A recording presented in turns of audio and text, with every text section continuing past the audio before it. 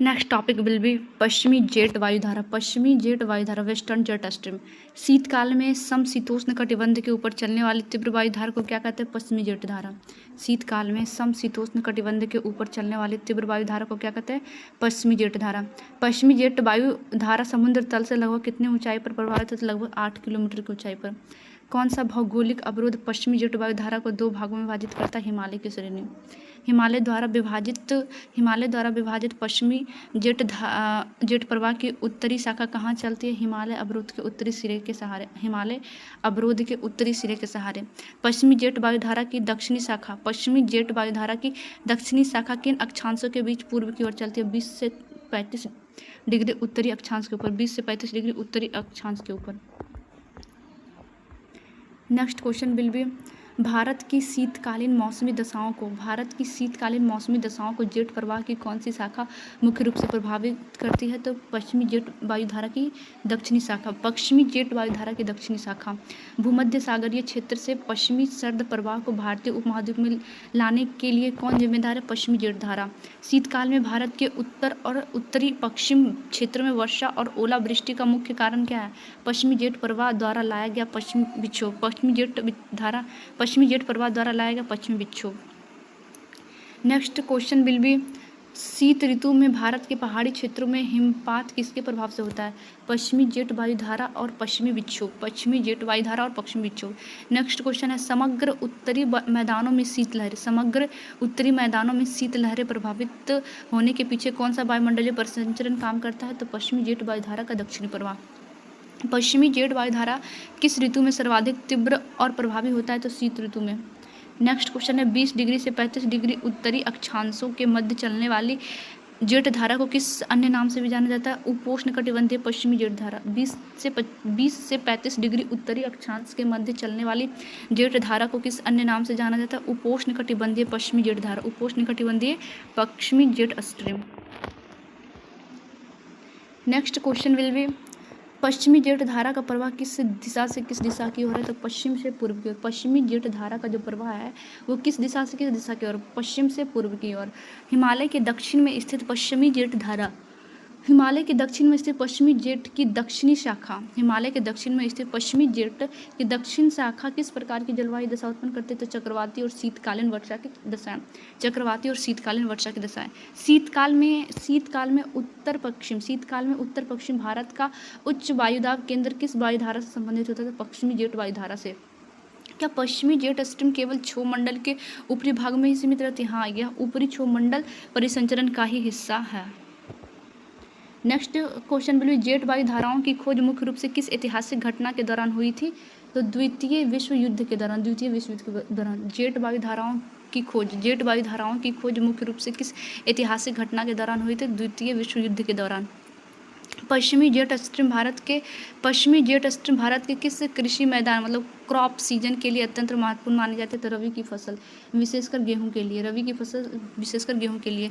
पश्चिमी jet stream Bharat के किस कृषि मैदान मतलब क्रॉप सीजन के लिए अत्यंत महत्वपूर्ण मानी जाती है? तो रबी की फसल विशेषकर गेहूं के लिए।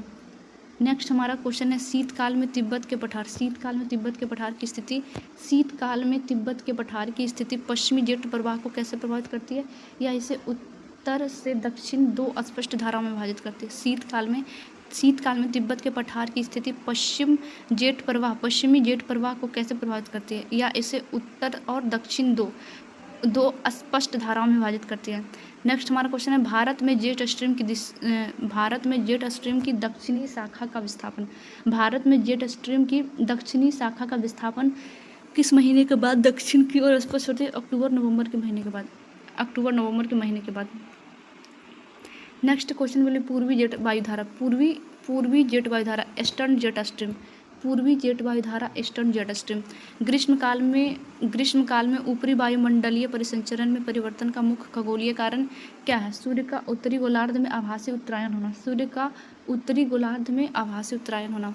ग्रीष्म ऋतु में भारत के ऊपर से किस जेट वायुधारा का लोप या विस्थापन हो जाता है? पश्चिमी जेट वायुधारा से। गर्मी ऋतु में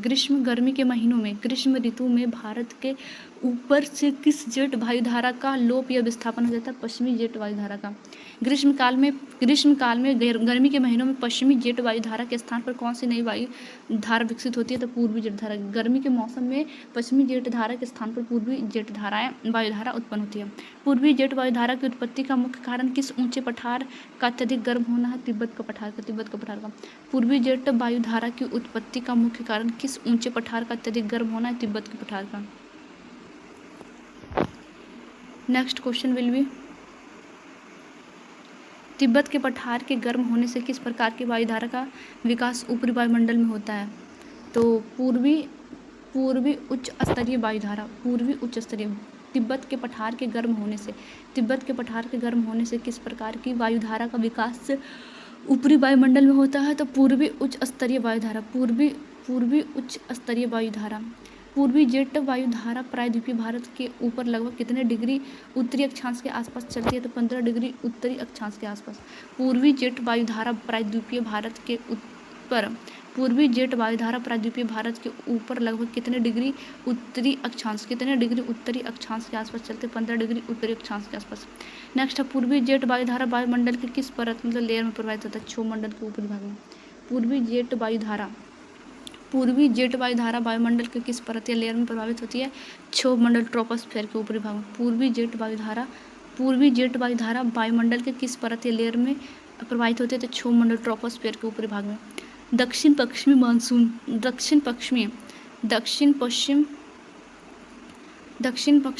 मानसून पवनों के भारत में समय पर आगमन में कौन सी जेट धारा सहायक होती है? तो पूर्वी जेट वायुधारा। दक्षिण पश्चिम मानसून पवनों के भारत में समय पर आगमन में कौन सी जेट धारा सहायक होती है? तो पूर्वी जेट धारा। पूर्वी जेट स्ट्रीम की दिशा पश्चिमी जेट स्ट्रीम के विपरीत कैसे होती है? पूर्व से पश्चिम की ओर। पूर्वी जेट स्ट्रीम की दिशा पश्चिमी जेट स्ट्रीम के विपरीत कैसे होता है? पूर्व से पश्चिम की ओर। नेक्स्ट हमारा क्वेश्चन है, तिब्बत का पठार ग्रीष्मकाल में किस रूप में कार्य करता है जो पूर्वी जेट को ऊर्जा देती है? तो एक उच्च तापीय स्रोत के रूप में। पूर्वी जेट स्ट्रीम का प्रभाव भारत के किस भौगोलिक भाग पर सबसे अधिक देखा गया है? पूर्वी जेट स्ट्रीम का प्रभाव भारत के किस भौगोलिक भाग पर सबसे अधिक देखा गया? तो प्रायद्वीपीय भारत और दक्षिणी हिंद महासागर पर। क्या पूर्वी जेट धारा एक अस्थायी मतलब सदाबहार वायुधारा है? नहीं, यह केवल ग्रीष्मकाल में विकसित होने वाली एक मौसमी जेट धारा है। क्या पूर्वी जेट धारा एक अस्थायी मतलब वायुधारा है? नहीं, यह केवल ग्रीष्मकाल में विकसित होने वाली एक मौसमी जेट धारा है। नेक्स्ट क्वेश्चन है, मानसून के विस्फोट या अचानक आगमन का संबंध किस जेट धारा से जोड़ा गया? उपोष्ण पूर्वी जेट स्ट्रीम से। मानसून के विस्फोट या अचानक आगमन का संबंध किस जेट धारा से है? तो उपोष्ण पूर्वी जेट स्ट्रीम से। नेक्स्ट क्वेश्चन है, पूर्वी जेट स्ट्रीम अरब सागर में किस मौसमी परिघटना को तीव्र करने में मदद करते हैं? तो कम दबाव के क्षेत्रों और चक्रवाती गतियों को। पूर्वी जेट स्ट्रीम अरब सागर में किस भौगोलिक परिघटना को तीव्र करने में मदद करती है?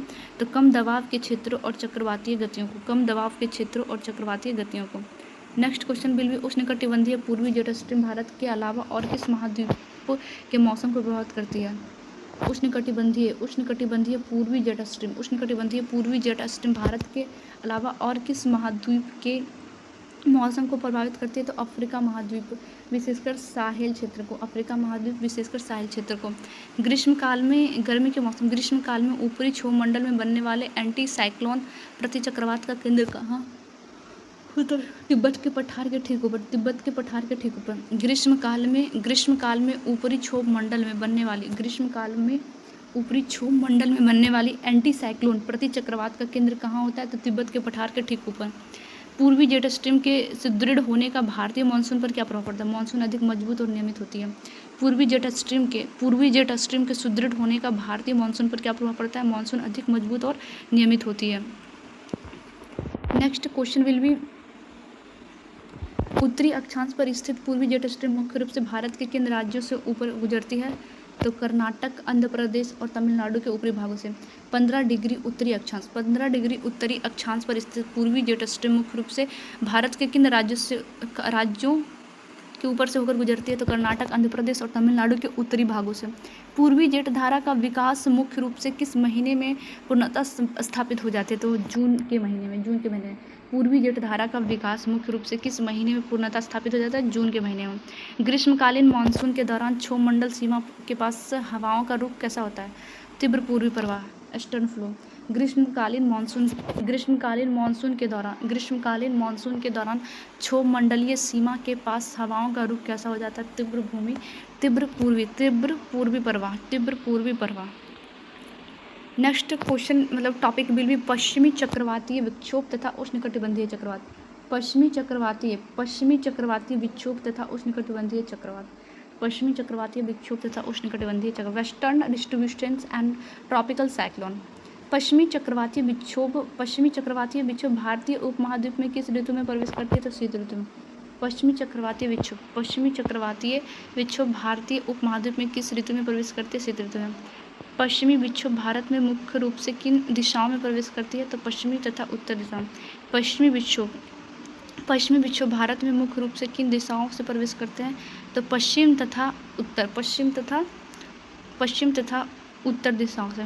पश्चिमी चक्रवातीय विक्षोभ की उत्पत्ति का मूल स्रोत या जन्मस्थल कहाँ है। पश्चिमी चक्रवातीय विक्षोभ की उत्पत्ति का मूल स्रोत या जन्म स्थान कहाँ है, भूमध्य सागर में। पश्चिमी चक्रवातीय विक्षोभ की उत्पत्ति का मूल स्रोत या जन्म स्थान कहाँ है, भूमध्य सागर में। नेक्स्ट क्वेश्चन है, भूमध्य सागर पर उत्पन्न होने वाले इन विक्षोभों को भारत तक लाने का माध्यम क्या होता है, पश्चिमी जेट प्रवाह। भूमध्य सागर पर उत्पन्न होने वाले इन विक्षोभों को भारत तक लाने का माध्यम क्या है, पश्चिमी जेठधारा है। नेक्स्ट क्वेश्चन है, शीतकाल में रात्रिकालीन तापमान में अचानक वृद्धि होना किसका पूर्व संकेत माना जाता है, पश्चिमी विक्षोभ के आगमन का। शीतकाल में रात्रिकालीन तापमान में अचानक वृद्धि होना किसका पूर्व संकेत माना जाता है, पश्चिमी विक्षोभ के आगमन का। यदि शीत ऋतु में रातें सामान्य से अधिक गर्म होने लगे तो मौसम में क्या बदलाव अपेक्षित है, बादल छाना और वर्षा होना। विक्षोभ का प्रभाव। पश्चिमी विक्षोभ किस प्रकार के चक्रवात का उदाहरण, तो शीतोष्णकटिबंधीय या बहिर उष्णकटिबंधीय चक्रवात का। पश्चिमी विक्षोभ किस प्रकार के चक्रवात का उदाहरण है, तो शीतोष्णकटिबंधीय या बहिर उष्णकटिबंधीय चक्रवात का। पश्चिमी विक्षोभ से होने वाली वर्षा को राजस्थान में स्थानीय भाषा में क्या कहता है, मावट या मावठ। क्या पश्चिमी विक्षोभ केवल भारत ही नहीं बल्कि पाकिस्तान और नेपाल को भी प्रभावित करते हैं, हाँ, ये पूरे भारतीय उपमहाद्वीप को प्रभावित करती है।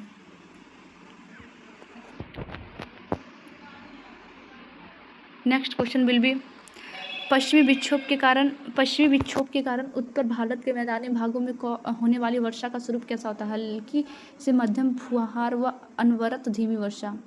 शीतकाल के अंत में उष्णकटिबंधीय चक्रवात भारत के किस तटीय भाग को प्रभावित करता है, तो पूर्वी तटीय भाग, मुख्यतः आंध्र प्रदेश और ओडिशा को। शीतकाल के अंत में उष्णकटिबंधीय चक्रवात भारत के किस तटीय भाग को प्रभावित करता है, तो पूर्वी तटीय भाग, मुख्यतः आंध्र प्रदेश और ओडिशा। बंगाल की खाड़ी में उत्पन्न होने वाले उष्णकटिबंधीय चक्रवातों को गति की सामान्य दिशा क्या होती है, पूर्व से पश्चिम और उत्तर से दक्षिण। बंगाल की खाड़ी में उत्पन्न होने वाले उष्णकटिबंधीय चक्रवातों की गति की सामान्य दिशा क्या होती है, पूर्व से पश्चिम और उत्तर से पश्चिम की ओर। पूर्व से पश्चिम और उत्तर से पश्चिम की ओर। उष्णकटिबंधीय चक्रवातों के आगमन से तटीय क्षेत्र में किस प्रकार की मौसमी तबाही होती है, तो मूसलाधार वर्षा और तीव्र विनाशकारी हवाएं। नेक्स्ट क्वेश्चन है, भारत का कौन सा राज्य पूर्वी तट पर उष्णकटिबंधीय चक्रवातों से सर्वाधिक संवेदनशील है, ओडिशा और आंध्र प्रदेश। भारत का कौन सा राज्य पूर्वी तट पर उष्णकटिबंधीय चक्रवातों से सर्वाधिक संवेदनशील है, तो ओडिशा और आंध्र प्रदेश। क्या भारत के पश्चिमी तट मतलब अरब सागर पर भी उष्णकटिबंधीय चक्रवात आते हैं, हाँ, परंतु बंगाल की खाड़ी की तुलना में कम। क्या भारत के पश्चिमी तट अरब सागर पर भी उष्णकटिबंधीय चक्रवात आते हैं, हाँ, परंतु बंगाल की खाड़ी की तुलना में कम। उष्णकटिबंधीय चक्रवातों के केंद्र में किस प्रकार का वायुदाब पाया जाता है, अत्यंत निम्न वायुदाब, लो प्रेशर आई। उष्णकटिबंधीय चक्रवातों के केंद्र में किस प्रकार का वायुदाब पाया जाता है, उष्णकटिबंधीय चक्रवातों के केंद्र में किस प्रकार का वायुदाब पाया जाता है, अत्यंत निम्न वायुदाब। पश्चिमी विक्षोभ के मार्गों में कौन से देश भारत से पहले आते हैं जहां ये वर्षा करते हैं? इराक, ईरान और पाकिस्तान। पश्चिमी विक्षोभ के मार्ग में कौन से देश भारत से पहले आते हैं जहां पे ये वर्षा करते हैं? तो इराक, ईरान और पाकिस्तान। शीतकालीन विक्षोभ से कश्मीर और हिमाचल में सेब की खेती पर क्या प्रभाव पड़ता है? या बर्फबारी सेब की फसल के लिए अत्यधिक लाभकारी है। शीतकालीन विक्षोभों से कश्मीर और हिमाचल में सेब की खेती पर क्या प्रभाव पड़ता है? या बर्फबारी सेब की फसल के लिए अत्यधिक लाभकारी होती है। नेक्स्ट क्वेश्चन विल बी उष्णकटिबंधीय चक्रवात मुख्य रूप से समुद्र के किस तापमान पर तीव्रता ग्रहण करते हैं? तो 27 डिग्री सेल्सियस या उससे अधिक के समुद्र सतही तापमान SS पर। पश्चिमी विक्षोभ का प्रभाव भारत के किस राज्य में सबसे न्यूनतम या ना के बराबर होता है? सुदूर दक्षिणी राज्यों जैसे केरल और तमिलनाडु में। पश्चिमी विक्षोभ का प्रभाव भारत के किस राज्य में सबसे न्यूनतम या ना के बराबर होता है? तो सुदूर दक्षिणी राज्यों जैसे केरल और तमिलनाडु में। पश्चिमी विक्षोभ का प्रभाव भारत के किस राज्य में सबसे न्यूनतम या ना के बराबर होता है?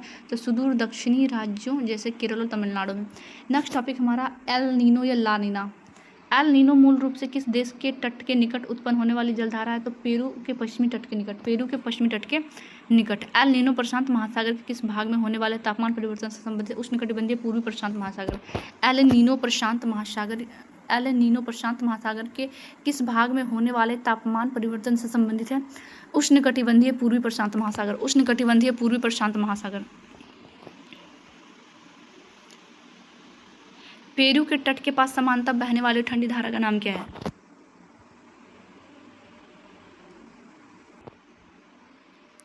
पेरू के तट के पास समांतर बहने वाली ठंडी धारा का नाम क्या है?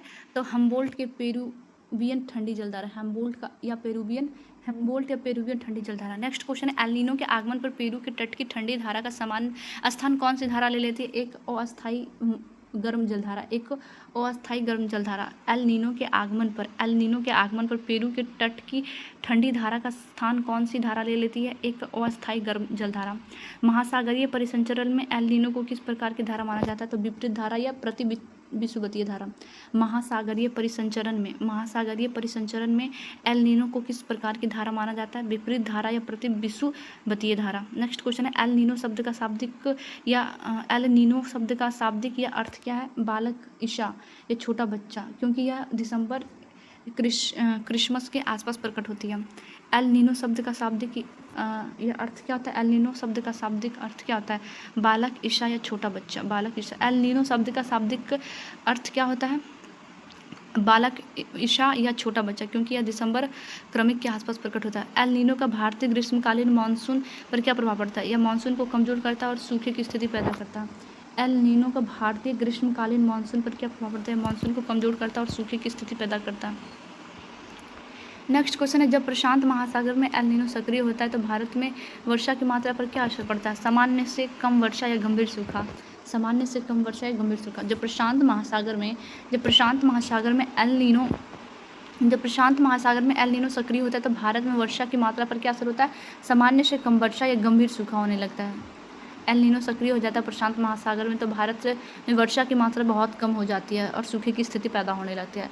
एल नीनो के विपरीत पाए जाने वाली मौसमी परिघटना को किस नाम से जाना जाता है? ला नीना शब्द का स्पेनिश भाषा में क्या अर्थ है? एक छोटी बच्ची। ला नीना का अर्थ स्पेनिश भाषा में एक अर्थ है छोटी बच्ची। ला नीना के आविष्कार या सक्रिय होने पर प्रशांत महासागर के पूर्वी भाग का तापमान कैसा हो जाता है? सामान्य से अत्यधिक ठंडा। ला नीना परिघटना का भारतीय मानसून पर क्या प्रभाव पड़ता है? ला नीना परिघटना का भारतीय मानसून पर क्या प्रभाव पड़ता है? भारत में अत्यधिक और अच्छी मानसून वर्षा होती है। इंडोनेशिया और इसके आसपास के क्षेत्रों में भारी वर्षा और बाढ़ के लिए कौन सी स्थिति जिम्मेदार है? ला नीना की स्थिति। एल नीनो और ला नीना के चक्र को सामूहिक रूप से किस वैज्ञानिक नाम से जाना जाता है? ENSO। El Niña southern oscillation. El Niño दक्षिण दोलन। एल नीनो और ला नीना के चक्रों को सामूहिक रूप से क्या बोलता है? एल नीनो दक्षिणी दोलन। एल नीनो और ला नीना के चक्रों को, दोनों के चक्रों को सामूहिक रूप से किस वैज्ञानिक नाम से जाना था? दोनों को एल नीनो दक्षिणी दोलन के नाम से जाना था। और एल नीनो के कारण ऑस्ट्रेलिया और दक्षिणी पूर्व एशिया के वनों में कौन सी आपदा आम हो जाती है? तो दावानल, जंगलों की आग और भीषण सूखा। नेक्स्ट क्वेश्चन है, क्या ला नीना के प्रभाव से भारत में बाढ़ फ्लड की बरमरता बढ़ रही है? हाँ, विशेषकर गंगा और ब्रह्मपुत्रा के मैदान इलाके में। पेरू के मछुआरों के लिए एल नीना का आना हानिकारक क्यों है? गर्म पानी के कारण प्लवक नष्ट हो जाता है, जिससे मछलियां मर जाती हैं। दक्षिणी दोलन सूचकांक SOI, साउथ ओशन जो भी है, दक्षिणी दोलन सूचकांक का ऋणात्मक होना किस परिघटना को दर्शाता है? एल नीनो की सक्रियता को। दक्षिणी दोलन सूचकांक ऋणात्मक होने किस परिघटना को दर्शाता है? एल नीनो की सक्रियता को।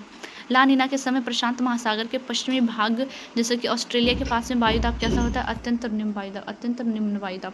ला नीना के समय प्रशांत महासागर के पश्चिमी भाग जैसे कि ऑस्ट्रेलिया के पास में वायुदाब कैसा होता है? अत्यंत निम्न वायुदाब, लो प्रेशर। सामान्यतः एल नीनो की पुनरावृत्ति कितने वर्षों के अंतराल पर देखी जाती है? 2 से 7 वर्षों के अंतराल में।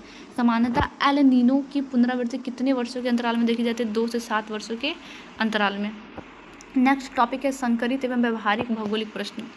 नेक्स्ट टॉपिक विल बी संकरित एवं व्यवहारिक भौगोलिक प्रश्न।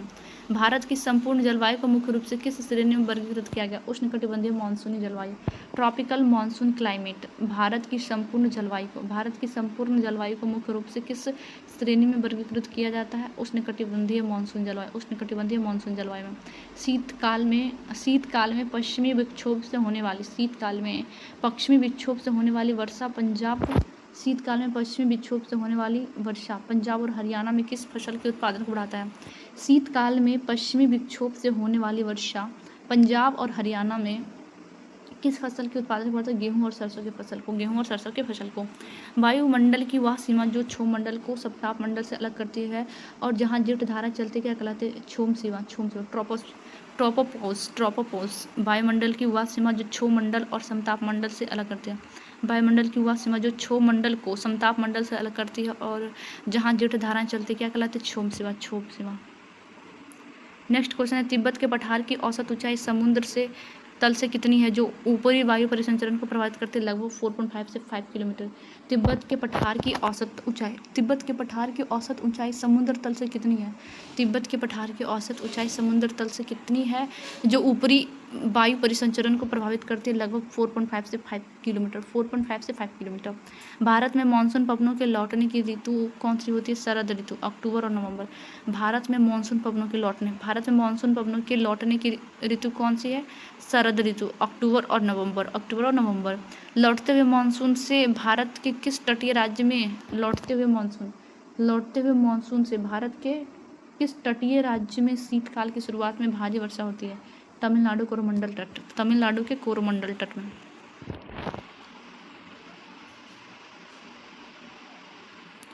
नेक्स्ट क्वेश्चन विल बी, ग्रीष्मकाल में स्थानीय स्तर पर चलने वाली तीव्र एवं शुष्क गर्म हवाओं को उत्तर भारत में क्या कहते हैं लोग?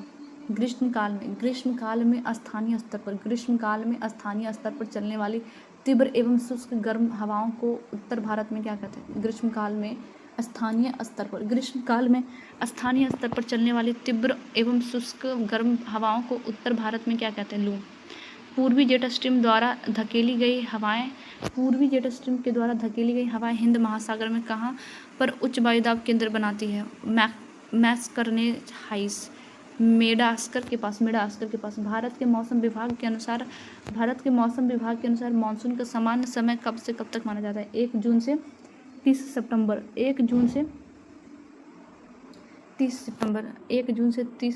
तक। भारत के मौसम विभाग के अनुसार मानसून का सामान्य समय कब से कब तक माना जाता है? भारत के मौसम विभाग के अनुसार मानसून का सामान्य समय कब से कब तक माना जाता है? 1 जून से 30 सितंबर। 1 जून से 30 सितंबर तक। भारत मानसून का सामान्य समय कब से है? 1 जून से 30 सितंबर तक। अक्टूबर हिट या कार्तिक की उमस का मुख्य कारण क्या है? उच्च तापमान और हवा में अत्यधिक आर्द्रता। अक्टूबर हीट या कार्तिक की उमस का मुख्य कारण क्या? उच्च तापमान और हवा में अत्यधिक उच्च तापमान और हवा में अत्यधिक आर्द्रता। जेट स्ट्रीम की चौड़ाई समानता कितने किलोमीटर की पट्टी में होती है? जेट स्ट्रीम की चौड़ाई समानता कितने किलोमीटर की पट्टी में होती है? कुछ 100 किलोमीटर, 100 से 500 किलोमीटर की चौड़ा पट्टी में। जेट स्ट्रीम की चौड़ाई समानता कितने किलोमीटर की पट्टी में होती है? कुछ 100 किलोमीटर। जेट स्ट्रीम के अंदर हवा की गति समानता कितनी हो सकती है? 150 से 300 किलोमीटर प्रति घंटा या अधिक। जेट स्ट्रीम के अंदर हवा की गति समानता कितनी हो सकती है? 150 से 300 किलोमीटर प्रति घंटा या अधिक। क्या जेट स्ट्रीम का मार्ग सीधा होता है या लहरदार रूप में चलती है? यह अत्यधिक लहरदार मार्ग मतलब रोसबी तरंगों में चलती है। क्या जेट स्ट्रीम का मार्ग सीधा होता है? क्या जेट स्ट्रीम का मार्ग सीधा होता है या लहरदार रूप में चलती है? या अत्यधिक लहरदार मार्ग मतलब रोसबी तरंगों में चलती है। भारत में ग्रीष्मकालीन मानसून के आगमन की समान तिथि केरल तट पर क्या है? 1 जून। भारत में ग्रीष्मकालीन मानसून के आगमन की समान तिथि केरल तट पर क्या है? 1 जून। 1 जून। प्रशांत महासागर के सतही जल के तापांतर और भारतीय मानसून के अंतर संबंधी का अध्ययन सर्वप्रथम किसने व्यवस्थित रूप से किया था? सर गिरबॉल्ट बोकर ने। प्रशांत महासागर के सतही जल प्रशांत महासागर के सतही जल के तापमान प्रशांत महासागर के सतही जल के तापमान और भारतीय मानसून के अंतर संबंधों का अध्ययन सर्वप्रथम किसने व्यवस्थित रूप से किया था? सर गिलबॉर्ट बॉकर ने। किस परिघटना को एल नीनो की छोटी बहन कहा जाता है? लानिना को। पश्चिमी विक्षोभ के कारण होने वाली वर्षा भारत के किस क्षेत्र में जल विद्युत उत्पादन और नदियों के प्रवाह को बनाए रखते हैं? हिमालयी क्षेत्र की नदियाँ जैसे सिंधु और सतलज नदियाँ। पश्चिमी विक्षोभ के कारण होने वाली वर्षा भारत के किस क्षेत्र में जल विद्युत उत्पादन और नदियों के प्रवाह को बनाए रखते हैं? हिमालयी क्षेत्र की नदियों जैसे कि सिंधु सतलज में। मानसून में विच्छेद का क्या अर्थ है? मानसूनी ऋतु के दौरान एक या अधिक सप्ताह तक वर्षा का न होना। मानसून में विच्छेद का क्या अर्थ है? मानसूनी ऋतु के दौरान एक या अधिक सप्ताह तक वर्षा का न होना। नेक्स्ट क्वेश्चन है, भारत के किन राज्यों में पश्चिमी विक्षोभ के कारण शीतकाल में भारी ओलावृष्टि से फसलों को नुकसान पहुंचता है? भारत के किन राज्यों में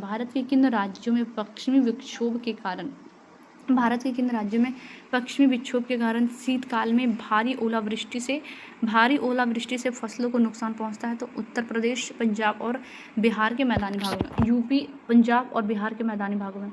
भारत के किन राज्यों में पश्चिमी विक्षोभ के कारण शीतकाल में भारी ओलावृष्टि से फसलों को नुकसान पहुंचता है? तो उत्तर प्रदेश, पंजाब और बिहार के मैदानी भागों में। नेक्स्ट क्वेश्चन है हमारा, भारतीय मौसम विज्ञान संस्थान IMD इंडियन मानसून भारतीय मौसम विज्ञान संस्थान का मुख्यालय वर्तमान में कहाँ स्थित? नई दिल्ली में। भारतीय मौसम विज्ञान संस्थान का मुख्यालय कहाँ है? नई दिल्ली में। द टॉपिक विल बी उष्णकटिबंधीय चक्रवात, ट्रॉपिकल साइक्लोन्स जिसे बोलते हैं। उष्णकटिबंधीय जिसे ट्रॉपिकल बोलते हैं, चक्रवात जिसे हम साइक्लोन बोलते हैं। ओके, तो उष्णकटिबंधीय चक्रवात मुख्य रूप से भारत के किन समुद्री क्षेत्र में उत्पन्न होती है? तो बंगाल की खाड़ी तथा हिंद महासागर में। उष्णकटिबंधीय चक्रवात में भारत का कौन सा तटीय भाग सर्वाधिक प्रभावित होता है? तो पूर्वी तटीय प्रदेश। चक्रवातों की गति तीव्र होने का मुख्य कारण क्या होता है? चक्रवातों की गति तीव्र होने का मुख्य कारण होता है उच्च वायु दाब प्रवणता और तीव्र गति से चलने वाली हवाएं। बंगाल की खाड़ी में उठने वाले चक्रवात भारत के किन राज्यों के तटीय भागों से टकराते हैं? तमिलनाडु, आंध्र प्रदेश और ओडिशा। नेक्स्ट हमारा क्वेश्चन है, उष्णकटिबंधीय चक्रवात किस ऋतु में सर्वाधिक उत्पन्न एवं प्रभावी होती है? तो ग्रीष्मकाल के अंत में, अक्टूबर-नवंबर के चक्रवात काल में। भारत के पश्चिमी तटीय प्रदेश को प्रभावित करने वाले चक्रवात कहाँ उत्पन्न होते हैं? अरब सागर में। भारत के पश्चिमी तटीय प्रदेश को प्रभावित करने वाले चक्रवात कहाँ उत्पन्न होते हैं? अरब सागर में। चक्रवात के केंद्र में किस प्रकार का वायुदाब पाया जाता है? अत्यंत निम्न वायुदाब। चक्रवात के केंद्र में किस प्रकार का वायुदाब पाया जाता है? अत्यंत निम्न वायुदाब, लो प्रेशर। चक्रवात की दिशा उत्तरी गोलार्ध में कैसी होती है? घड़ी की सुई के विपरीत। चक्रवात की जो दिशा होती है वो उत्तरी गोलार्ध में कैसी होती है? घड़ी की सुई के विपरीत। नेक्स्ट क्वेश्चन है, उष्णकटिबंधीय चक्रवात के लिए समुद्र की सतह का न्यूनतम तापमान कितना होना चाहिए? उष्णकटिबंधीय चक्रवात के लिए समुद्र के न्यूनतम तापमान कितना होना चाहिए? लगभग 27 डिग्री सेल्सियस से अधिक। उष्णकटिबंधीय तापमान चक्रवात के लिए समुद्र का तापमान 27 डिग्री सेल्सियस से अधिक होना चाहिए। चक्रवातों को ऊर्जा किस प्रक्रिया द्वारा प्राप्त होती है? तो संघनन की गुप्त ऊष्मा, लेटेंट हीट ऑफ कंडक्शन द्वारा। चक्रवातों को ऊर्जा किस प्रक्रिया द्वारा प्राप्त होती है? चक्रवातों को ऊर्जा किस प्रक्रिया के द्वारा प्राप्त होती है? संघनन की गुप्त ऊष्मा के द्वारा, संघनन की गुप्त ऊष्मा के द्वारा। नेक्स्ट क्वेश्चन हमारे, चक्रवात के शांत केंद्रीय भाग को क्या कहा जाता है? चक्रवात की आंख। चक्रवात के शांत केंद्रीय भाग को क्या कहा जाता है? चक्रवात की आंख, eyes of the cyclone. Next है, क्या भूमध्य रेखा पर उष्णकटिबंधीय चक्रवातों का निर्माण होता है? नहीं, क्योंकि वहाँ कोरियोलिस बल शून्य होता है। नेक्स्ट क्वेश्चन हमारे, क्या भूमध्य रेखा पर उष्णकटिबंधीय चक्रवातों का निर्माण होता है? भूमध्य रेखा पर उष्णकटिबंधीय चक्रवातों का निर्माण होता है? नहीं, क्योंकि वहाँ कोरियोलिस बल शून्य होता है। कोरियोलिस बल वहाँ पे क्या होता है? शून्य होता है। कोरियोलिस बल चक्रवात के निर्माण में क्या भूमिका निभाता है? कोरियोलिस बल चक्रवात के निर्माण में क्या भूमिका निभाता है? यह हवाओं को चक्राकार घूमने की गति प्रदान करती है। यह हवाओं को चक्राकर घूमने की गति प्रदान करती है। कोरियोलिस बल चक्रवात के निर्माण में क्या भूमिका निभाता है? कोरियोलिस बल चक्रवात के निर्माण में क्या भूमिका निभाता है? यह हवाओं को चक्राकर घूमने की गति प्रदान करता है।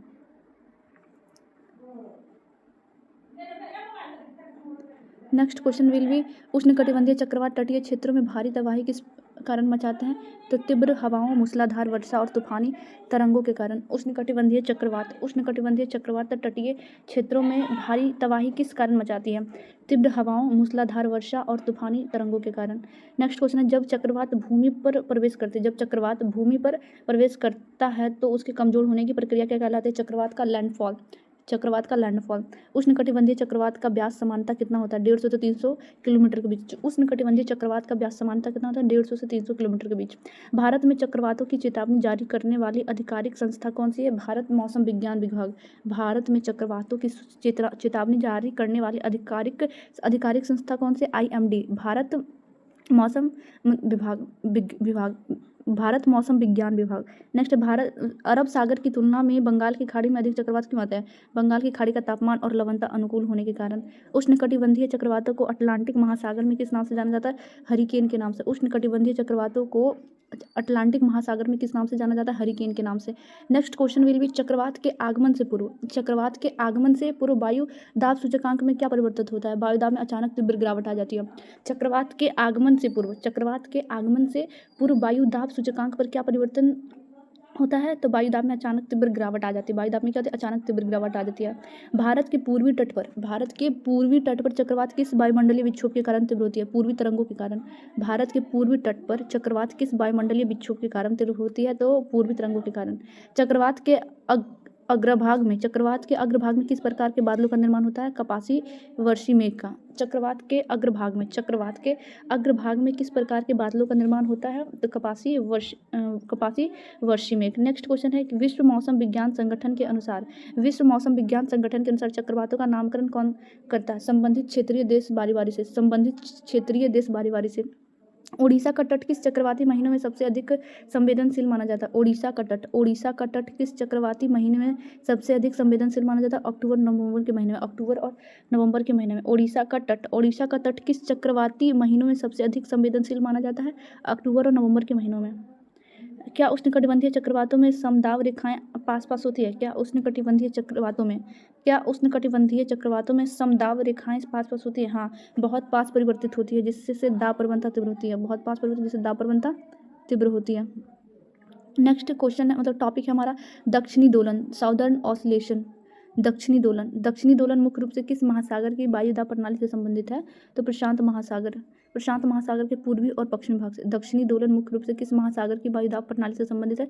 प्रशांत महासागर के पूर्वी और पश्चिमी भाग से। दक्षिणी दोलन को और किस नाम से जाना जाता है? तो बाकर परिसंचरण के नाम से। दक्षिणी दोलन को और किस नाम से जाना जाता है? तो बाकर परिसंचरण के नाम से जाना जाता है। नेक्स्ट क्वेश्चन विल बी, दक्षिणी दोलन सूचकांक किन दो स्थानों के वायुदाब के अंतर को मापता है? तो दक्षिणी दोलन सूचकांक किन दो स्थानों के वायुदाब के अंतर को मापता है? तो ताहित और डार्विन, मतलब पूर्वी प्रशांत जिसे ताहित बोलते हैं और पश्चिमी प्रशांत जिसे डार्विन बोलते हैं, के अंतर को मापता है दक्षिणी दोलन सूचकांक। प्रशांत महासागर के पूर्वी भाग में उच्च वायुदाब होता है तो पश्चिमी भाग में कैसा दाब होता है? निम्न। प्रशांत महासागर के पूर्वी की ओर उच्च वायुदाब होता है तो पश्चिम की ओर कैसा दाब होता है? निम्न वायुदाब। दक्षिणी दोलन और एल नीनो के संयुक्त प्रभाव को सामूहिक रूप से क्या कहते हैं? एनसो। दक्षिणी दोलन और एल नीनो के संयुक्त प्रभाव को दक्षिणी दोलन और एल नीनो के संयुक्त प्रभाव को सामूहिक रूप से क्या कहते हैं? ENSO. El Nino southern oscillation. दक्षिणी दोलन और एल नीनो को संयुक्त प्रभाव को सामूहिक रूप से क्या कहते हैं? ENSO. El Nino southern oscillation. Next हमारा, यदि डार्विन ऑस्ट्रेलिया में के हैं, डार्विन ऑस्ट्रेलिया का है डार्विन, ठीक है। यदि डार्विन में वायु दाब सामान्य से अधिक हो तो भारतीय मानसून पर क्या प्रभाव पड़ेगा? भारतीय मानसून कमजोर हो जाता है। यदि डार्विन में वायु दाब सामान्य से अधिक हो तो भारतीय मानसून पर क्या प्रभाव पड़ेगा? भारतीय मानसून कमजोर हो जाएगा। नेक्स्ट क्वेश्चन है, दक्षिणी दोलन की खोज। दक्षिणी दोलन की खोज या इसके पैटर्न को सबसे पहले किसने रेखांकित किया था? सर गिलबर्ट वाकर ने। सर गिलबर्ट वाकर ने दक्षिणी दोलन की खोज, दक्षिणी दोलन की खोज या इसके पैटर्न को सबसे पहले किसने रेखांकित किया था? सर गिलबर्ट वाकर ने। सर गिलबर्ट वाकर ने। मौसम विज्ञान के अनुसार दक्षिणी दोलन का संबंध किससे है? स्थानिक एवं कालिक वायुदा परिवर्तन से। स्थानिक एवं कालिक वायुदा परिवर्तन से। मौसम विज्ञान के अनुसार दक्षिणी दोलन का संबंध किससे है? मौसम विज्ञान के अनुसार दक्षिणी दोलन का संबंध किससे है? स्थानिक एवं कालिक वायुदा परिवर्तन से। स्थानिक एवं कालिक वायुदा परिवर्तन से। नेक्स्ट क्वेश्चन है, नकारात्मक एनसो वर्ष का भारतीय कृषि पर क्या प्रभाव पड़ता है? नकारात्मक एनसो वर्ष का भारतीय कृषि पर क्या प्रभाव पड़ता है? भारतीय कृषि पर यह सूखा या कम वर्षा की स्थिति उत्पन्न करती है। सूखा या कम वर्षा की स्थिति उत्पन्न होती है। सकारात्मक दक्षिणी दोलन सूचकांक किस स्थिति को दर्शाता है? मजबूत भारतीय मानसून और ला नीना की स्थिति को। मजबूत भारतीय मानसून और ला नीना की स्थिति को। सकारात्मक दक्षिणी दोलन सूचकांक किस स्थिति को दर्शाता है? सकारात्मक दक्षिणी दोलन सूचकांक किस स्थिति को दर्शाता है? मजबूत भारतीय मानसून और ला नीना की स्थिति को। नेक्स्ट क्वेश्चन है, दक्षिणी दोलन की अवधि समानता कितने वर्ष के चक्र में बदलती है? दक्षिणी दोलन की अवधि समानता कितने वर्ष के चक्र में बदलती है? 2 से 7 वर्षों के अंतराल में। 2 से 7 वर्षों के अंतराल में। नेक्स्ट क्वेश्चन है, हिंद महासागर और प्रशांत महासागर के वायुदाब तंत्र के मध्य संबंध को क्या कहते हैं? हिंद महासागर और प्रशांत महासागर के वायुदाब तंत्र के मध्य संबंध को क्या कहते हैं? दृष्टिगोचर संबंध। हिंद महासागर और प्रशांत महासागर के वायुदाब तंत्र के मध्य संबंध को क्या कहते हैं? दृष्टिगोचर संबंध। जब हिंद महासागर में वायुदाब कम होता है तो प्रशांत महासागर में मानसून की क्या स्थिति होती है? भारतीय मानसून तीव्र और अनुकूल होती है। भारतीय मानसून क्या होती है? तीव्र और अनुकूल होती है। जब हिंद महासागर में वायुदाब कम होता है तो प्रशांत महासागर में मानसून की स्थिति क्या होती है? भारतीय मानसून तीव्र और अनुकूल होती है। जब हिंद महासागर में वायुदाब कम होती है और प्रशांत महासागर में मानसून की क्या स्थिति होती है? भारतीय मानसून तीव्र और अनुकूल होती है। वायुदाब अगर हिंद महासागर में कम होगा तो भारतीय मानसून तीव्र और अनुकूल होगी। दक्षिणी दोलन का संबंध पृथ्वी के किस मंडल से? दक्षिणी दोलन का संबंध पृथ्वी के क्षोभ मंडल की वायुदाब प्रणाली से है। दक्षिणी दोलन का संबंध पृथ्वी के किस मंडल से है? क्षोभ मंडल की वायुदाब प्रणाली से है। वैश्विक जलवायु विसंगतियों के अध्ययन में एनसो का सर्वाधिक महत्व क्यों है? वैश्विक जलवायु विसंगतियों के अध्ययन में एनसो का सर्वाधिक महत्व क्यों है? यह वैश्विक वर्षा और तापमान के प्रतिरूप को बदल देती है। वैश्विक जलवायु विसंगतियों के अध्ययन में एनसो का सर्वाधिक महत्व क्यों है? यह वैश्विक वर्षा और तापमान के प्रतिरूप को बदल देती है। नेक्स्ट टॉपिक है हमारा एल नीनो किस भाषा का शब्द है और इसका शाब्दिक अर्थ क्या है? स्पेनिश भाषा का शब्द है जिसका अर्थ है बालक ईशा या छोटा बच्चा है। एल नीनो का अर्थ है बालक ईशा या छोटा बच्चा। एल नीनो की उत्पत्ति किस देश के तट के निकट होती है? पेरू के तट, दक्षिण अमेरिका के निकट। एल नीनो की उत्पत्ति किस देश के तट के निकट से होती है? पेरू के तट, दक्षिण अमेरिका के निकट। एल नीनो वास्तव में किस प्रकार की महासागरीय धारा है? यह एक गर्म जलधारा है। एल नीनो वास्तव में किस प्रकार की महासागरीय धारा है? तो यह एक गर्म जलधारा है। गर्म जलधारा है। एल नीनो पेरू के तट से कितनी दूरी पर उत्पन्न होती है? लगभग 180 किलोमीटर की दूरी पर। एल नीनो पेरू के तट से कितनी दूरी पर उत्पन्न होती है? लगभग 180 किलोमीटर की दूरी पर। यह गर्म जलधारा पेरू के तट पर किस ठंडी जलधारा को प्रतिस्थापित करती है? हम्बोल्ट या पेरुवियन ठंडी जलधारा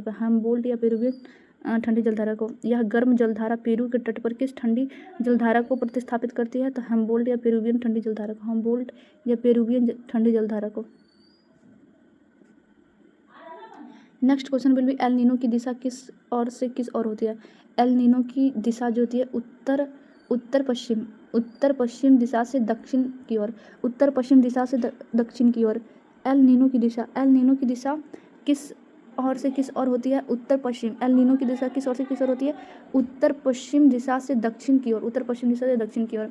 एल नीनो के कारण प्रशांत महासागर के एल नीनो के कारण प्रशांत महासागर के भूमध्य रेखीय जल के तापमान में कितनी वृद्धि हो जाती है? 10 डिग्री सेल्सियस तक की वृद्धि हो जाती है। एल नीनो के कारण प्रशांत महासागर के भूमध्य रेखीय जल के तापमान में कितनी वृद्धि हो जाती है? 10 डिग्री सेल्सियस तक की वृद्धि हो जाती है। एल नीनो और किस अन्य नाम से जाना जाता है? विपरीत धारा या काउंटर करंट के नाम से। एल नीनो को काउंटर करंट के नाम से जाना जाता है। एल नीनो को और किस अन्य नाम से जाना जाता है? एल नीनो को और किस नाम से जाना जाता है? विपरीत धारा या काउंटर करंट के नाम से। एल नीनो को और किस नाम से जाना जाता है? विपरीत धारा या काउंटर करंट के नाम से। एल नीनो का भारतीय ग्रीष्मकालीन मानसून पर क्या प्रभाव पड़ता है? भारतीय मानसून कब दूर हो जाता है और सूखे की स्थिति बनती है?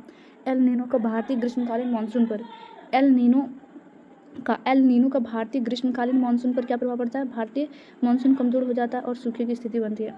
एल नीनो वर्ष में पेरू के तटीय भागों में कैसी मौसमी दशाएं उत्पन्न होती है? अत्यधिक भारी वर्षा और बाढ़ की स्थिति। अत्यधिक भारी वर्षा और बाढ़ की स्थिति। Next question will B El Nino के कारण पेरू के समुद्री पारिस्थितिक तंत्र पर क्या प्रभाव पड़ता है? प्लवक नष्ट हो जाता है जिससे मछलियां मरने लगती है।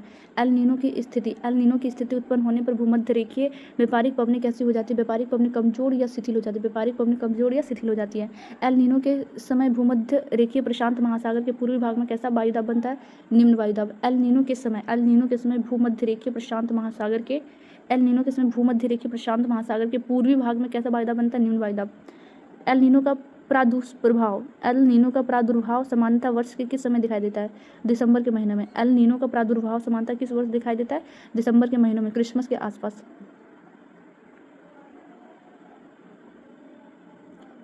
Next question will B El Nino के सक्रिय होने पर ऑस्ट्रेलिया और इंडोनेशिया में क्या स्थिति होती है? एल नीनो के सक्रिय होने पर ऑस्ट्रेलिया और इंडोनेशिया में क्या स्थिति होती है? अत्यधिक सूखा और जंगलों में आग की घटना है। क्या एल नीनो हर साल आता है? नहीं, यह अनियमित अंतराल पर आमतौर पर 3 से 5 वर्ष में सक्रिय होता है। एल नीनो के कारण भारतीय उपमहाद्वीप में तापमान पर क्या असर होता है? शीतकाल और ग्रीष्मकाल दोनों में सामान्य से अधिक गर्मी दर्ज की जाती है। एल नीनो के कारण भारतीय उपमहाद्वीप में तापमान में क्या असर होता है? शीतकाल और ग्रीष्मकाल दोनों में सामान्य से अधिक गर्मी दर्ज की जाती है। पेरू के मछुआरे इस जलधारा को एल नीनो नाम क्यों दिया है? क्योंकि इसका आगमन क्रिसमस ईसा मसीह के जन्म के समय होता है। पेरू के मछुआरों इस जलधारा को एल नीनो नाम क्यों दिया है? क्योंकि इसका आगमन जो होता है, एल नीनो का आगमन ईसा मसीह के जन्म के समय होता है। एल नीनो ईसा मसीह के जन्म के समय के नाम के कारण पड़ा है। नेक्स्ट, एल नीनो के प्रभाव से भारत का कौन सा कृषि क्षेत्र सर्वाधिक प्रभावित होता है? खरीफ की फसलें, विशेषकर धान की खेती, अभी की जो फसलें हैं वो। एल नीनो के प्रभाव से भारत का कौन सा कृषि का सर्वाधिक प्रभावित होता है? खरीफ की फसलें, विशेषकर धान की खेती। पेरू तट पर एल नीनो के कारण उपवेलन की प्रक्रिया पर क्या प्रभाव पड़ता है? पेरू तट पर एल नीनो के कारण उपवेलन की प्रक्रिया पर क्या प्रभाव पड़ता है? पोषक तत्वों से भरपूर ठंडे जल का ऊपर आना रुक जाता है। नेक्स्ट टॉपिक हमारा है ला नीना का स्पेनिश भाषा में क्या अर्थ है? छोटी बच्ची। ला नीना वास्तव में एक नेनो की कैसी प्रक्रिया? एक नीनो के विपरीत या प्रति एल नीनो प्रक्रिया। ला नीना वास्तव में एक नीनो की कैसी प्रक्रिया या एल नीनो के विपरीत या प्रति एल नीनो प्रक्रिया। ला नीना किस प्रकार की महासागरीय जलधारा की स्थिति को दर्शाता है? ला नीना किस प्रकार की महासागरीय जलधारा की स्थिति को दर्शाता है? पूर्वी प्रशांत महासागर में अत्यधिक ठंडे जल की स्थिति को। ला नीना का भारतीय मानसून पर क्या प्रभाव पड़ता है? भारतीय मानसून अत्यधिक शक्तिशाली होता है और सामान्य से अधिक वर्षा होती है। ला नीना का भारतीय मानसून पर क्या प्रभाव पड़ता है? भारतीय मानसून अत्यधिक शक्तिशाली होता है और सामान्य रूप से अधिक वर्षा करवाती है। नेक्स्ट क्वेश्चन हमारा, ला नीना के समय पश्चिमी प्रशांत महासागर जैसे इंडोनेशिया या भारत में कैसा वायुदाब बनता है? अत्यधिक निम्न वायुदाब का क्षेत्र। ला नीना के समय पश्चिमी प्रशांत महासागर इंडोनेशिया या भारत में कैसा वायुदाब क्षेत्र बनता है?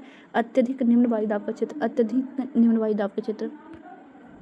नेक्स्ट क्वेश्चन है, ला नीना के सक्रिय होने पर व्यापारिक पवनें ट्रेड विंड कैसी हो जाती है? सामान्य से अधिक तीव्र और शक्तिशाली हो जाती है। ला नीना के सक्रिय होने पर व्यापारिक पवनें कैसी हो जाती है? सामान्य से अत्यधिक तीव्र और शक्तिशाली हो जाती है। ला नीना के दौरान पेरू के तट पर मौसम कैसा रहता है? अत्यंत शुष्क और ठंडा मौसम। ला नीना के दौरान पेरू के तट पर कैसा मौसम रहता है? अत्यंत शुष्क और ठंडा मौसम, सूखे की स्थिति। ला नीना वर्ष में भारत में बाढ़ की बारंबारता पर क्या प्रभाव पड़ता है? बाढ़ आने की संभावना अत्यधिक प्रबल हो जाती है। ला नीना वर्ष में भारत में क्या प्रभाव पड़ता है? बाढ़ आने की संभावना बढ़ जाती है। नेक्स्ट क्वेश्चन विल बी, ला नीना के आगमन से दक्षिण अमेरिका के पेरू तट पर मत्स्य उद्योग पर क्या प्रभाव पड़ता है? उपवेलन बढ़ने से मछलियों का उत्पादन अत्यधिक बढ़ जाती है। क्या ला नीना से भारत में शीतकालीन तापमान में कोई गिरावट आती है? हाँ, उत्तर भारत में कड़ाके की ठंड और शीतलहर की स्थिति बनती है। ला नीना प्रशांत महासागर के किस भाग के तापमान को सामान्य से कम कर देती है? पूर्वी और मध्य उष्णकटिबंधीय प्रशांत महासागर के जल को। पूर्वी और मध्य उष्णकटिबंधीय प्रशांत महासागर के जल को। एनसो के ठंडे चरण कोल्ड फेज को क्या कहते हैं? ला नीना। एनसो के ठंडे चरण को क्या कहते हैं? ला नीना। एनसो के ठंडे चरण को कहते हैं ला नीना। क्या ला नीना के प्रभाव से बांग्लादेश में भी बाढ़ की स्थिति गंभीर होती है? हाँ, पूरे दक्षिणी एशिया में भारी मानसून वर्षा होती है। पूरे दक्षिणी एशिया में भारी मानसूनी वर्षा होती है। नेक्स्ट क्वेश्चन है, ला नीना के कारण अटलांटिक महासागर में चक्रवातों की संख्या पर क्या प्रभाव पड़ता है? अटलांटिक महासागर में हरिकेन की संख्या और तीव्रता बढ़ जाती है। ला नीना के कारण अटलांटिक महासागर में चक्रवातों की संख्या पर क्या प्रभाव पड़ता है? अटलांटिक महासागर में हरिकेन की संख्या और तीव्रता बढ़ जाती है। अटलांटिक महासागर में हरिकेन की संख्या और तीव्रता बढ़ जाती है। ला नीना की स्थिति समानता कितने समय तक बनी रहती है? 1 से 3 वर्षों तक सक्रिय रहती है। ला नीना की स्थिति समानता कितने समय तक बनी रहती है? 1 से 3 वर्ष तक सक्रिय रहती है। नेक्स्ट टॉपिक, अंतः उष्णकटिबंधीय अभिसरण क्षेत्र ITCZ। अंतः उष्णकटिबंधीय अभिसरण क्षेत्र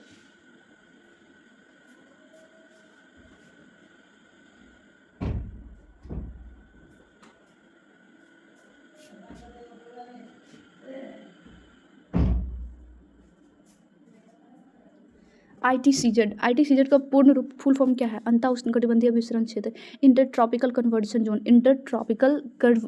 जोन।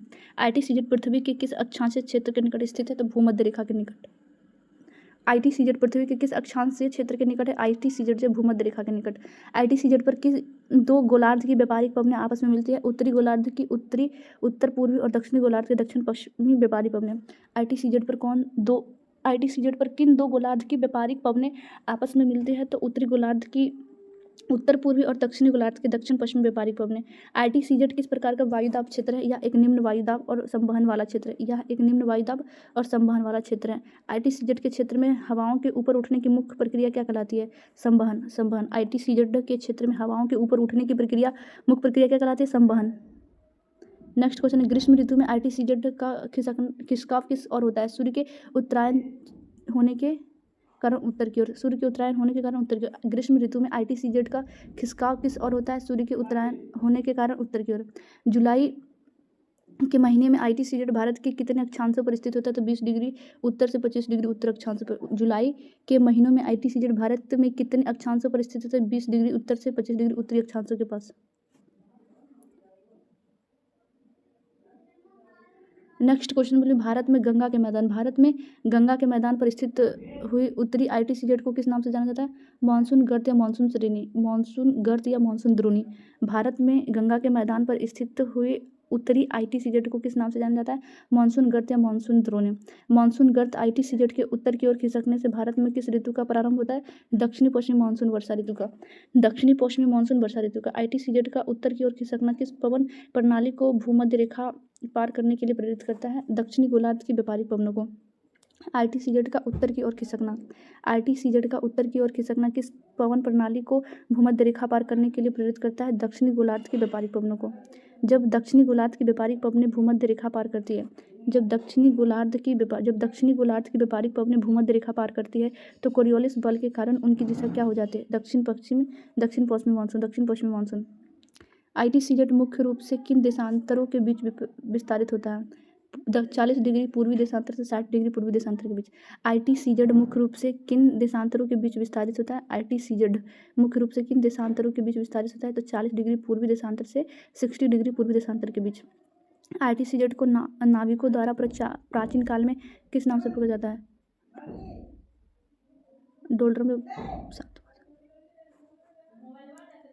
डोल्ड्रम या शांत कटिबंध। शीत ऋतु में ITCZ का स्थानांतरण किस ओर होता है? सूर्य के दक्षिणायन होने से दक्षिण की ओर। शीत ऋतु में ITCZ का स्थानांतरण किस ओर होता है? सूर्य के दक्षिणायन होने से दक्षिण की ओर। ITCZ का विस्थापन की दर जल की तुलना में स्थल पर अधिक क्यों होता है? क्योंकि स्थलखंड जल की अपेक्षा तेजी से गर्म हो जाती है। मानसून गर्त के अक्ष में बदलाव से भारत में क्या प्रभाव पड़ता है? मानसूनी वर्षा में विच्छेद या स्थानिक परिवर्तन होता है।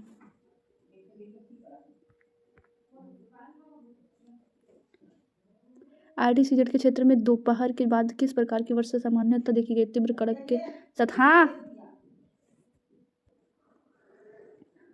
नेक्स्ट क्वेश्चन विल बी भूमध्य रेखा के पास ITCZ पर क्षैतिज हवाएं तीव्र क्यों नहीं चलती है? क्योंकि वहाँ हवाएं मुख्य रूप से गर्म होकर ऊर्ध्वाधर ऊपर की ओर उठती है। ITCZ के प्रभाव से भारत के किस क्षेत्र में सबसे पहले मानसूनी पवनें टकराती है? तो केरल के मालाबार तट और अंडमान निकोबार द्वीप समूह पर। ITCZ के प्रभाव से भारत के किस क्षेत्र में सबसे पहले मानसूनी पवनें टकराती है? तो केरल के मालाबार तट और अंडमान निकोबार द्वीप समूह पर। मानसून गर्त के दक्षिण की ओर वापस लौटने की प्रक्रिया को क्या कहते हैं? मानसून का निवर्तन या लौटता हुआ मानसून। मानसून गर्त के दक्षिण की ओर वापस लौटने की प्रक्रिया को क्या कहते हैं? मानसून का निवर्तन या लौटता हुआ मानसून। BPSC के दृष्टिकोण से भारतीय मानसून प्रणाली की रीढ़ किसे माना जाता है? ITCZ का मौसमी विस्थापन उसका हिमालय के दक्षिण में स्थित होना। ITCZ मौसमी विस्थापन और उसका हिमालय के दक्षिण में स्थित होना। टॉपिक विल बी कोरियोलिस बल एवं पवनों की दिशा। कोरियोलिस बल और उसके बहने की दिशा। क्वेश्चन है, कोरियोलिस बल के प्रभाव से विषुवत वृत्त को पार करने वाली व्यापारिक पवनों की दिशा क्या हो जाती है? कोरियोलिस बल के प्रभाव से विषुवत वृत्त को पार करने वाली व्यापारिक पवनों की दिशा जो है दक्षिण पश्चिम से उत्तर पूर्वी ओर हो जाती है। दक्षिण पश्चिम मानसून की उत्पत्ति का मुख्य कारण किस बल का है? कोरियोलिस बल। दक्षिण पश्चिम मानसून की उत्पत्ति जो होती है वो कोरियोलिस बल के कारण होते हैं। शीत ऋतु में ITCZ किस ओर खिसक जाता है? तो दक्षिण की ओर, दक्षिण गोलार्ध की ओर। शीत ऋतु में ITCZ किस ओर खिसक जाता है? दक्षिण गोलार्ध की ओर, दक्षिण गोलार्ध की ओर। नेक्स्ट हमारा क्वेश्चन है, शीत ऋतु में पवनों की दिशा दक्षिण पश्चिम से बदलकर क्या हो जाती है? शीत ऋतु में पवनों की दिशा दक्षिण पश्चिम से बदलकर क्या हो जाती है? उत्तर पूर्व हो जाती है शीत ऋतु में। भारत में शीत ऋतु में चलने वाली उत्तर पूर्वी पवनों को किस नाम से जाना जाता है? उत्तर पूर्वी मानसून के नाम से जाना जाता है। फेरल के नियमानुसार भूमध्य रेखा पार करने पर दक्षिण पूर्व व्यापारिक पवनों की दिशा में क्या परिवर्तन आता है? वे दाहिने और मुड़कर दक्षिण पश्चिम मानसून पवनों में मिल जाती है। दाहिने और मिलकर दक्षिण पश्चिम मानसून में मिल जाती है। नेक्स्ट क्वेश्चन विल बी विषुवत वृत्त इक्वेटर को पार करते ही पवनों की दिशा बदलने के लिए उत्तरदायी भौगोलिक नियम कौन सा है? फेरल का नियम, कोरियोलिस बल का प्रभाव। फेरल का नियम, कोरियोलिस बल का प्रभाव। Next question will B ITCZ का पूर्ण फुल फॉर्म क्या होता है? इंटर ट्रॉपिकल कन्वर्जन जोन, अंतः उष्णकटिबंधीय अभिसरण क्षेत्र। शीतकाल में भारत के मुख्य भूमि पर किस दिशा से हवाएं चलती है? शीतकाल में भारत के मुख्य भूमि पर किस दिशा से हवाएं चलती है? तो उत्तर पूर्व से दक्षिण पश्चिम की ओर। कोरियोलिस बल अक्षांश के साथ किस प्रकार परिवर्तित होता है? कोरियोलिस बल अक्षांश के साथ किस प्रकार परिवर्तित होता है? यह विषुवत रेखा पर शून्य और ध्रुवों पर सर्वाधिक होता है। नेक्स्ट टॉपिक है भारतीय मानसून की उत्पत्ति एवं सामान्य कल्पनाएं। भारतीय मानसून की उत्पत्ति और सामान्य कल्पनाएं। Next question will be monsoon शब्द की उत्पत्ति किस मूल भाषा के शब्द से हुई? अरबी भाषा। मानसून शब्द की उत्पत्ति किस मूल भाषा के शब्द से हुई? अरबी भाषा। अरबी भाषा के किस शब्द से मानसून शब्द बना है? मौसमी शब्द से। अरबी भाषा के किस शब्द से मानसून शब्द बना है? मौसमी शब्द से। अरबी शब्द मौसम का शाब्दिक अर्थ क्या है? हवाओं की दिशा में मौसम के और अनुसार परिवर्तन। हवाओं की दिशा में मौसम के अनुसार परिवर्तन। अरबी शब्द मौसम का शाब्दिक अर्थ क्या है? अरबी शब्द मौसम का शाब्दिक अर्थ क्या है? हवाओं की दिशा में मौसम के अनुसार परिवर्तन। मानसून की उत्पत्ति के संबंध में किस तत्व के विषय में विद्वानों में पर्याप्त मतभेद है? इसके संकेतन तत्वों के विषय में। मानसून की उत्पत्ति के संबंध में किस तत्व के विषयों में विद्वानों में पर्याप्त मतभेद है? इसके संकेतन तत्वों के विषय में। एडमंड हेल ने मानसून की उत्पत्ति का मुख्य कारण किसे माना? स्थानीय एवं कालिक तापीय विविधता को। एडमंड हेल ने मानसून की उत्पत्ति का मुख्य कारण किसे माना है? स्थानिक एवं कालिक तापीय विभिन्नता को। नेक्स्ट क्वेश्चन विल बी हैले ने किस वर्ष मानसून की तापीय संकल्पना का प्रतिपादन किया था? वर्ष 1686 ईस्वी में। हैले ने किस वर्ष मानसून की तापीय संकल्पना का प्रतिपादन किया था? वर्ष 1686 में। आधुनिक जलवायुविदों के अनुसार मानसून की उत्पत्ति का मुख्य कारण कौन सी संकल्पना है? गतिक संकल्पना, डायनामिक कॉन्सेप्ट। आधुनिक जलवायुविदों के अनुसार मानसून की उत्पत्ति का मुख्य कारण कौन सी संकल्पना है? गतिक संकल्पना है, डायनामिक कॉन्सेप्ट। भारतीय मानसून के अध्ययन को मुख्य रूप से किन दो प्रमुख संकल्पनाओं में विभाजित किया जाता है? भारतीय मानसून के अध्ययन को मुख्य रूप से किन दो प्रमुख संकल्पनाओं में विभाजित किया जाता है? तापीय संकल्पना और गतिक संकल्पना में। क्या तापीय संकल्पना मानसून की उत्पत्ति को पूरी तरह समझने में सक्षम है? नहीं, इसलिए आधुनिक वैज्ञानिक गतिक संकल्पना को प्राथमिकता देती है। Next question will be monsoon पवनों की मूल प्रकृति किस प्रकार की होती है? ये आवर्ती या सामयिक मतलब पीरियोडिक पवनें हैं जो ऋतु के अनुसार बदलती है। Next topic will be monsoon की तापीय संकल्पना है। मानसून की तापीय संकल्पनाएं, thermal concept of monsoon 1686 monsoon की तापीय संकल्पना। मानसून की तापीय संकल्पना 1686 के मूल प्रतिपादक कौन थे? ब्रिटिश खगोलशास्त्र एवं मौसम विज्ञान एडमंड हैले। मानसून की तापीय संकल्पना 1686 के मूल प्रतिपादक कौन थे? ब्रिटिश खगोलशास्त्री एवं मौसम विज्ञान एडमंड हैले। तापीय संकल्पना के अनुसार मानसून की उत्पत्ति का एकमात्र मुख्य आधार क्या है? पृथ्वी का असमान संघटन अर्थात स्थल एवं जल का विरोधी स्वभाव। नेक्स्ट क्वेश्चन विल बी स्थल और जल के किस विरोधी स्वभाव के कारण मानसून की उत्पत्ति होती है? तो स्थल और जल के असमान दर से गर्म होने और ठंडा होने के कारण। गर्मियों में स्थलीय भाग सागरों की अपेक्षा अधिक गर्म क्यों होती है? गर्मियों में स्थलीय भाग सागरों की अपेक्षा अधिक गर्म क्यों होती है? क्योंकि स्थल की विशिष्ट ऊष्मा जल की तुलना में कम होती है और यह तेजी से गर्म होती है। ग्रीष्म काल में अत्यधिक सूर्यताप के कारण स्थलीय भागों पर किस प्रकार का वायुदाब निर्माण होता है? शून्य वायुदाब। ग्रीष्म काल में सागरीय भागों पर स्थल की अपेक्षा कैसा वायुदाब पाया जाता है? उच्च वायुदाब। तापीय सिद्धांत के अनुसार ग्रीष्म काल में हवाएं किस ओर से किस ओर चलती है? ग्रीष्म काल में सागरीय भागों मतलब उच्च दाब से स्थलीय भागों निम्न दाब की ओर चलती है। सागरीय भाग उच्च दाब से निम्न भाग की ओर चलती है। नेक्स्ट क्वेश्चन विल बी जाड़े के दिनों में शीतकाल में वायुदाब की स्थिति ग्रीष्मकाल के विपरीत कैसी होती है? स्थल भाग तेजी से ठंडा होकर उच्च दाब केंद्र और सागरीय भाग न्यून दाब केंद्र बनाता है। स्थल भाग तेजी से ठंडा होकर उच्च दाब केंद्र और सागरीय भाग न्यून दाब केंद्र बनाते हैं। शीतकाल में पवनों का प्रवाह किस दिशा से किस दिशा की ओर होता है? शीतकाल में पवनों का प्रवाह किस दिशा से किस दिशा की ओर होता है? स्थलीय भागों से सागरीय भागों की ओर। तापीय संकल्पना के अनुसार मानसून को किसका बृहद रूप माना जाता है? जल समीर और थल समीर का बृहद रूप। तापीय संकल्पना के अनुसार मानसून को किसका बृहद रूप माना जाता है? जल समीर और थल समीर का बृहद रूप। नेक्स्ट टॉपिक विल बी ग्रीष्मकालीन मानसून की क्रियाविधि। किस तिथि के बाद सूर्य का उत्तरायण होना प्रारंभ हो जाता है? 21 मार्च के बाद। किस तिथि के बाद सूर्य का उत्तरायण होना प्रारंभ हो जाता है? 21 मार्च के बाद। सूर्य के उत्तरायण होने का उत्तरार्धी गोलार्ध पर क्या प्रभाव पड़ता है? सूर्य का उत्तरायण होने का उत्तरार्धी गोलार्ध पर क्या प्रभाव पड़ता है? उत्तरी गोलार्ध में सूर्य ताप बढ़ता है और सूर्य के सीधा चमकने लगता है। ग्रीष्मकाल में सूर्य के उत्तरायण होने के कारण किस महाद्वीप पर सर्वाधिक गर्मी पड़ती है? एशिया महाद्वीप, विशेषकर दक्षिणी मध्य एशिया पर।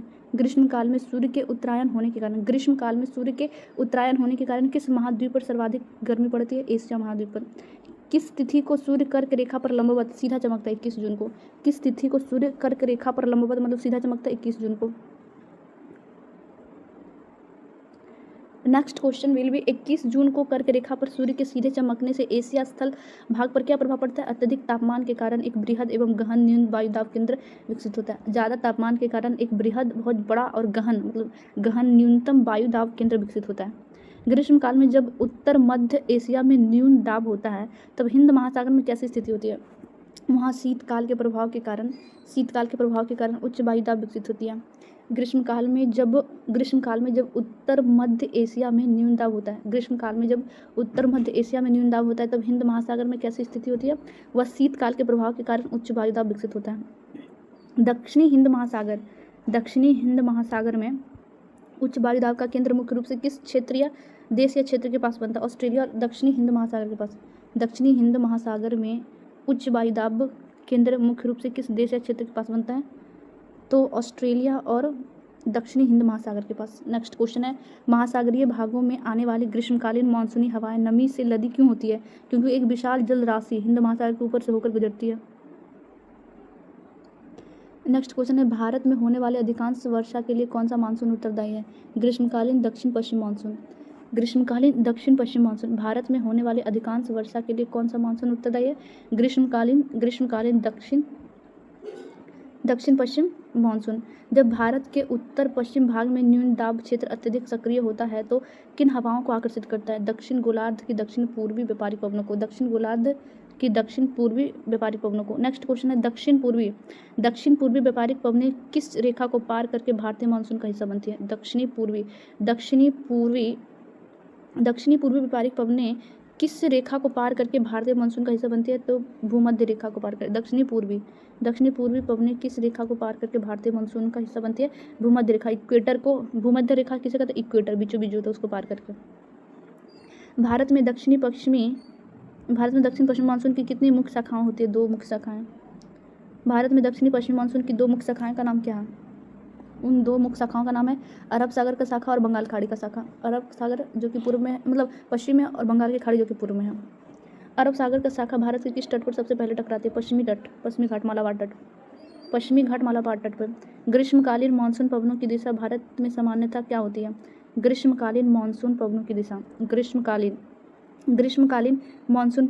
भारत में सामान्यतः क्या होता है? ग्रीष्मकालीन मानसून पवनों की दिशा भारत में सामान्यतः क्या होता है? दक्षिण पश्चिम से उत्तर पूर्व की ओर। ग्रीष्मकाल में तिब्बत के पठार का अत्यधिक गर्म होना। ग्रीष्मकाल में तिब्बत के पठार का अत्यधिक गर्म होना मानसून को कैसा प्रभावित करता है?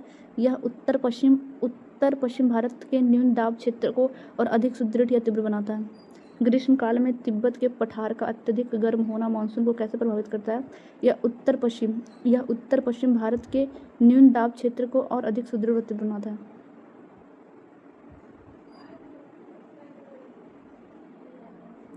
नेक्स्ट क्वेश्चन विल बी समुद्र से स्थल की ओर चलने वाली मानसूनी हवाओं को क्या कहते हैं? आर्द्र मानसूनी पवनें या ग्रीष्मकालीन मानसून। समुद्र से स्थल की ओर चलने वाली मानसूनी हवाओं को क्या कहते हैं? आर्द्र मानसूनी पवनें या ग्रीष्मकालीन मानसून। कर्क रेखा भारत के कितने राज्यों से होकर गुजरती है? जहां 21 जून को सूर्य सीधा चमकता है 8 राज्यों से। कर्क रेखा भारत के कितने राज्यों से होकर गुजरती है? जहां 21 जून को सूर्य सीधा चमकता है 8 राज्यों से। दक्षिण पश्चिम मानसून द्वारा भारत की मुख्य भूमि पर वर्षा का प्रारंभ सामान्यतः किस महीने में होता है? जून के प्रथम सप्ताह में। महासागरीय उच्च दाब से एशियाई न्यून दाब की ओर चलने वाली हवाओं की गति तीव्र क्यों होती है? महासागरीय उच्च दाब से एशियाई न्यून दाब एशियाई न्यून दाब की ओर चलने वाली हवाओं की गति तीव्र क्यों होती है? दोनों क्षेत्रों के बीच वायु दाब प्रवणता बहुत अधिक होने के कारण। नेक्स्ट टॉपिक विल बी शीतकालीन मानसून एवं क्षेत्रीय वितरण। शीतकालीन monsoon, winter monsoon and spatial distribution. शीतकालीन मानसून एवं क्षेत्रीय वितरण। जाड़े के मौसम में भारत के स्थलीय भाग पर तापमान कम होने से वायुदाब पर क्या प्रभाव पड़ता है? जाड़े के मौसम में भारत के स्थलीय भाग पर तापमान कम होने से वायुदाब पर क्या प्रभाव पड़ता है? स्थलीय भाग पर उच्च वायुदाब। जहाँ ठंडा है वहाँ प्रेशर बहुत ज़्यादा होगा, हाई प्रेशर का केंद्र बनेगा। जहाँ गर्मी होगा वहाँ प्रेशर कम होगा। स्थलीय भाग पर उच्च वायुदाब का केंद्र बन जाता है। शीतकाल में भारत के निकटवर्ती सागरीय भागों जैसे हिंद महासागर में कैसा वायुदाब पाया जाता है? स्थल की तुलना में न्यून वायुदाब। शीतकाल में भारत के निकटवर्ती सागरीय भागों जैसे हिंद महासागर में कैसा वायुदाब पाया जाता है? स्थल की तुलना में न्यून वायुदाब होता है। नेक्स्ट क्वेश्चन है शीतकाल में पवनों के स्थल से जल की ओर चलने के कारण भारत का अधिकांश भाग कैसा होता है? शुष्क, ड्राई, वर्षा विहीन। नेक्स्ट क्वेश्चन है शीतकाल मानसून को भारत में मुख्य रूप से किस नाम से जाना जाता है? शीतकाल मानसून को भारत में मुख्य रूप से किस नाम से जाना जाता है? उत्तर पूर्वी मानसून के नाम से। उत्तर पूर्वी मानसून से भारत के किस तटीय राज्य में शीतकाल में भारी वर्षा होती है? तमिलनाडु के कोरोमंडल तट पे। उत्तर पूर्वी मानसून से भारत के किस तटीय राज्य में शीतकाल में भारी वर्षा होती है? तमिलनाडु के कोरोमंडल तट पर। शीतकाल में तमिलनाडु तट पर वर्षा होने का मुख्य कारण क्या है? शीतकाल में तमिलनाडु तट पर वर्षा होने का मुख्य कारण क्या है? शीतकाल में तमिलनाडु के तट पर वर्षा होने का मुख्य कारण है उत्तर पूर्वी पवनें बंगाल की खाड़ी के ऊपर से गुजरते समय नमी ग्रहण कर लेती है।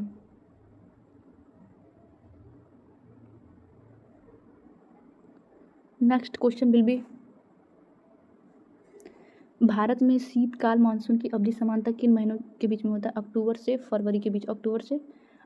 फरवरी के बीच शीतकाल। मानचित्र के अनुसार जनवरी माह में ITCZ की स्थिति कहाँ होती है? जनवरी माह में ITCZ की स्थिति भूमध्य रेखा इक्वेटर रेखा के दक्षिण भूमध्य रेखा के दक्षिण में। मानचित्र के अनुसार जनवरी माह में भूमध्य रेखा के दक्षिण में, और जनवरी फरवरी मार्च अप्रैल मई जून जुलाई, और 5 महीनों के बाद जुलाई में ITCZ की स्थिति कहाँ स्थानांतरित हो जाती है? उत्तरी गोलार्ध में भारत की गंगा के मैदान में। जुलाई में चला जाता है उत्तरी गोलार्ध गंगा के मैदान में, और जनवरी में आ जाता है भूमध्य रेखा के दक्षिणी में, मतलब दक्षिण की ओर जनवरी में, 6वें महीने के बाद चला जाता है वो उत्तर की ओर। नेक्स्ट क्वेश्चन है, ग्रीष्मकालीन मानसून की कौन सी शाखा म्यांमार और बांग्लादेश की ओर से भारत में प्रवेश करते हैं? बंगाल की खाड़ी की शाखा। ग्रीष्मकालीन मानसून की कौन सी शाखा म्यांमार और बांग्लादेश की ओर से भारत में प्रवेश करती है? बंगाल की खाड़ी की शाखा।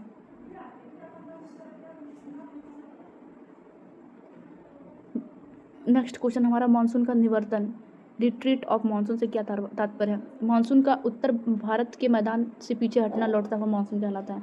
जब मानसून जो है उत्तर भारत के मैदान से पीछे हट जाता है तो उसे लौटता हुआ मानसून कहते हैं। मानसून के लौटने निवर्तन की ऋतु में किस राज्य में चक्रवातों से वर्षा होती है? ओडिशा और आंध्र प्रदेश के तटीय क्षेत्रों में से।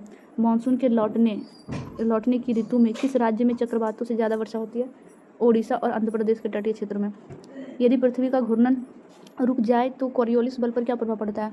कोरियोलिस बल शून्य हो जाएगा और पवनें सीधे समदाब रेखाओं के समकोण पर चलेगी।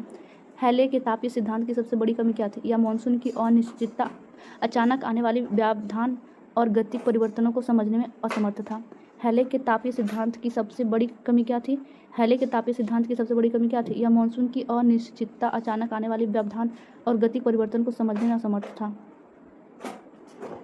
नेक्स्ट क्वेश्चन विल बी, उत्तरी और दक्षिणी गोलार्ध के व्यापारिक पवनों के मिलन बिंदु को क्या कहा जाता है? अंतः उष्णकटिबंधीय अभिसरण क्षेत्र। उत्तरी और दक्षिणी गोलार्ध के व्यापारिक पवनों के मिलन बिंदु को क्या कहा जाता है? अंतः उष्णकटिबंधीय अभिसरण क्षेत्र।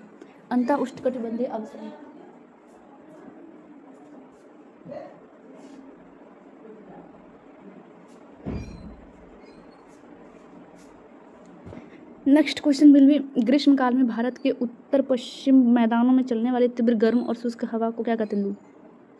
अरब सागर शाखा से भारत के किस हिस्से में सर्वाधिक वर्षा होती है? पश्चिम घाट के पश्चिमी ढलानों पर।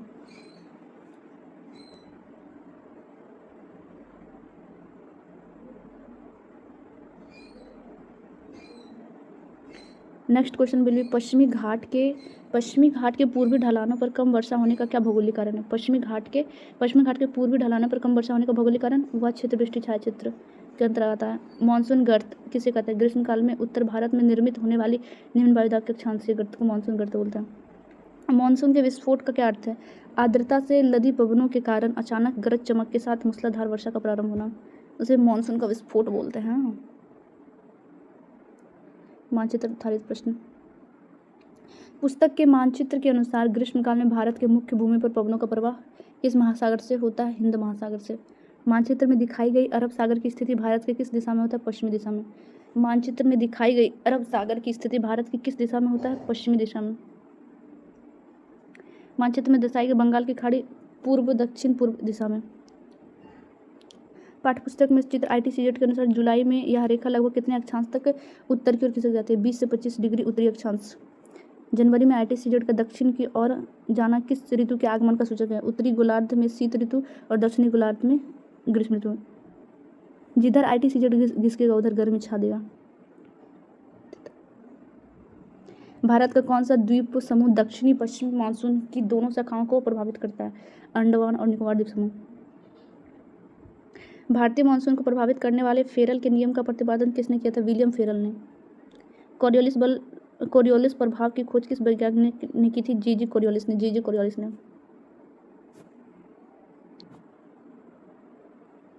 नेक्स्ट क्वेश्चन विल बी, भारतीय मानसून विज्ञान विभाग के अनुसार मानसून का आगमन केरल तट पर समानतः किस तारीख को माना जाता है? 1 जून को।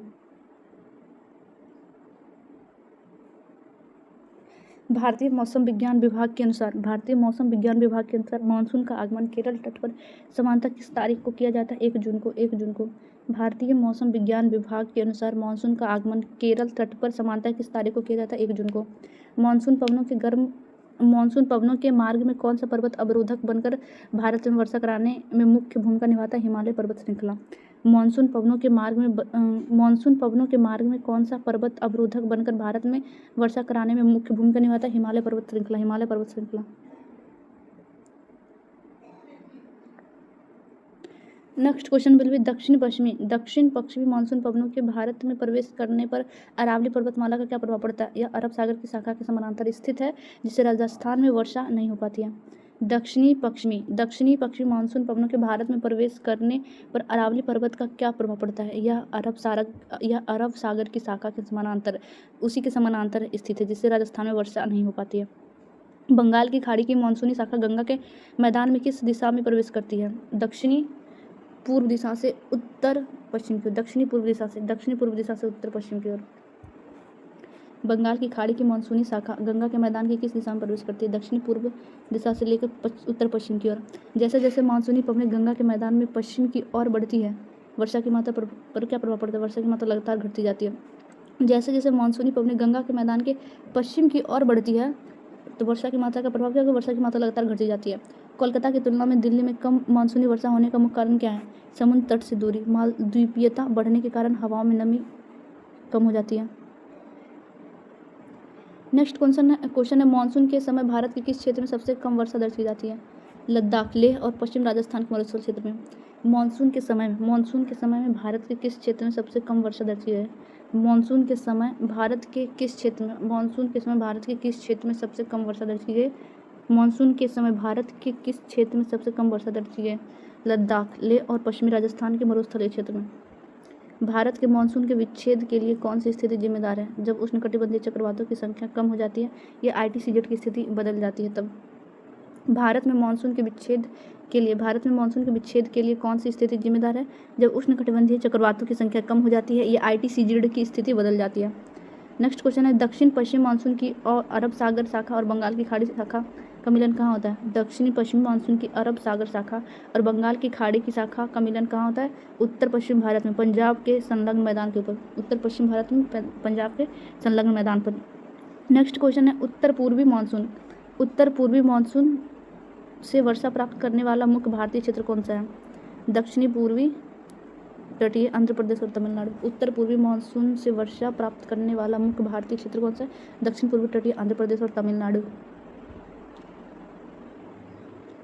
Next question will B Bharat की कृषि अर्थव्यवस्था को किसका जुआ कहा जाता है? भारतीय मानसून का। स्थलीय भाग जल की तुलना में कितना गुना तेजी से ठंडा या गर्म होता है? स्थलीय भाग जल की तुलना में कितना तेजी से ठंडा और गर्म होता है? तो 2 से 3 गुना तेजी से। एडमंड हैल मूलतः किस देश के निवासी थे जिन्होंने मानसून का पहला वैज्ञानिक विवरण लिखा? ब्रिटेन, इंग्लैंड का। एडमंड हैल मूलतः किस देश के निवासी थे जिन्होंने मानसून का पहला वैज्ञानिक विवरण दिया? ब्रिटेन, इंग्लैंड का। भारतीय मानसून के संदर्भ में मैंगो सावर का संबंध किस राज्य से है? कर्नाटक एवं केरल। मैंगो सावर का संबंध किस राज्य से? कर्नाटक एवं केरल। असम में मानसून पूर्व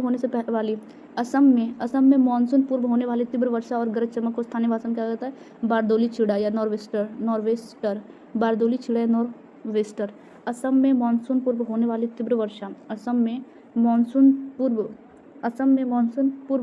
तीव्र वर्षा और गरज चमक को स्थानीय भाषा में क्या कहते हैं? बारदोली छीड़ा या नॉर्वेस्टर।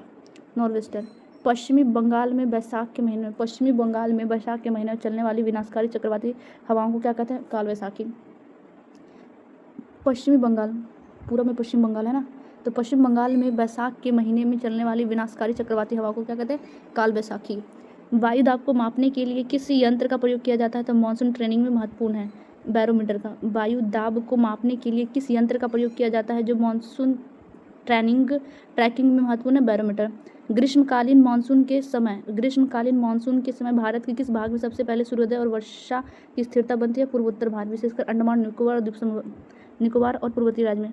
ग्रीष्मकालीन मानसून के समय भारत के किस भाग में सबसे पहले सूर्योदय और वर्षा की स्थितियाँ बनती है? ग्रीष्मकालीन मानसून के समय भारत के किस भाग में सबसे पहले सूर्योदय और वर्षा की स्थितियाँ बनती है? पूर्वोत्तर भारत, विशेषकर अंडमान और पूर्व की ओर है अंडमान और निकोबार, पूर्वोत्तर राज्य में। ग्रीष्मकालीन मानसून के समय भारत के किस भाग में सबसे पहले सूर्योदय और वर्षा की स्थिति बनती है? तो पूर्वोत्तर भारत, अंडमान और निकोबार और पूर्वोत्तर राज्य में। Next question will be monsoon पवनों की ऊर्ध्वाधर गति का मुख्य कारण क्या है? अत्यधिक तापीय संवहन। मानसून पवनों की ऊर्ध्वाधर गति का मुख्य कारण क्या है? अत्यधिक तापीय संवहन। क्या उत्तर पूर्वी मानसून पूरी तरह शुष्क होता है? क्या उत्तर पूर्वी मानसून पूरी तरह शुष्क होता है? नहीं। या बंगाल की खाड़ी पार करते समय आर्द्रता ग्रहण कर लेता है? क्या उत्तर पूर्वी मानसून पूरी तरह शुष्क होता है? क्या उत्तर पूर्वी मानसून पूरी तरह शुष्क होता है? नहीं। या बंगाल की खाड़ी पार करते समय आर्द्रता ग्रहण कर लेता है? भारतीय मुख्य भूमि पर मानसून की वापसी की शुरुआत सर्वप्रथम किस क्षेत्र से होता है? भारतीय मुख्य भूमि पर मानसून की वापसी की शुरुआत सर्वप्रथम किस क्षेत्र से होता है? उत्तर पश्चिम भारत राजस्थान से। भारतीय मुख्य भूमि पर मानसून की वापसी की शुरुआत सर्वप्रथम किस क्षेत्र से होता है? भारतीय मुख्य भूमि पर मानसून की वापसी की शुरुआत सर्वप्रथम किस भूमि पर? मानसून वापस आएगा किस भूमि पे? उत्तर पश्चिम भाग राजस्थान से। जहाँ वर्षा ही नहीं होती वहाँ से मानसून रिटर्न आएगा। वाह। संपूर्ण भारत में औसतन मानसूनी वर्षा का मुख्य स्रोत कौन सा महासागर? हिंद महासागर। पूरे भारत में मानसूनी वर्षा का मुख्य स्रोत हिंद महासागर है।